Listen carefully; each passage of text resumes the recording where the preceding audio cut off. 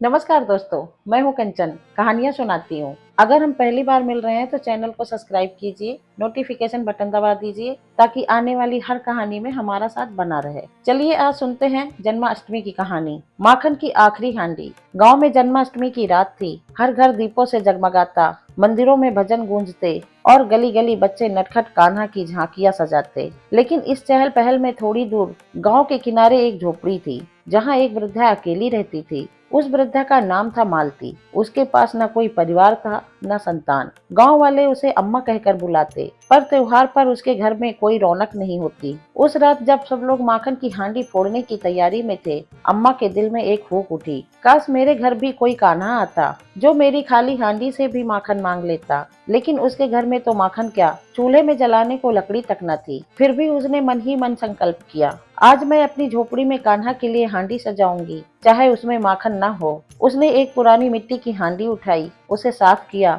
और घर के कोने में टांग दिया। दीपक जलाकर बोली, कान्हा माखन तो नहीं है, पर तू चाहे तो मेरे दिल से खा ले। रात गहराती गई। बाहर गांव में ढोल नगाड़े बजने लगे। बच्चे हंसी ठिठोली में डूबे थे, पर अम्मा अपनी झोपड़ी में अकेली बैठी रही। तभी अचानक दरवाजे पर हल्की सी आहट हुई।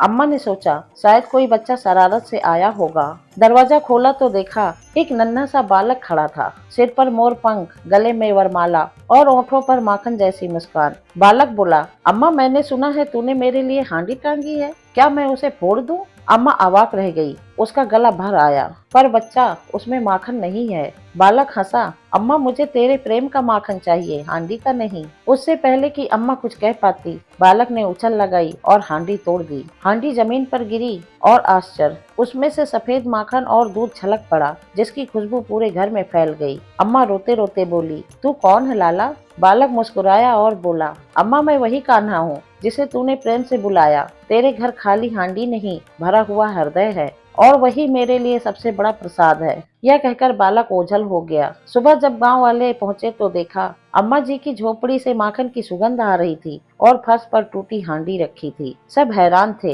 पर अम्मा मुस्कुराती रही। उस दिन से गांव में एक कहावत चल पड़ी, जन्माष्टमी पर कान्हा वहीं आते हैं जहां हृदय की हांडी प्रेम से भरी हो। जय कन्हैया लाल की, हाथी घोड़ा पाल की। दोस्तों कैसी लगी कहानी कमेंट में जरूर बताना। वीडियो को लाइक करना, दोस्तों के साथ शेयर करना, चैनल सब्सक्राइब करना मत भूलना। मैं कंचन आपसे विदा लेती हूँ, फिर मिलूंगी नई कहानी के साथ। राधे राधे।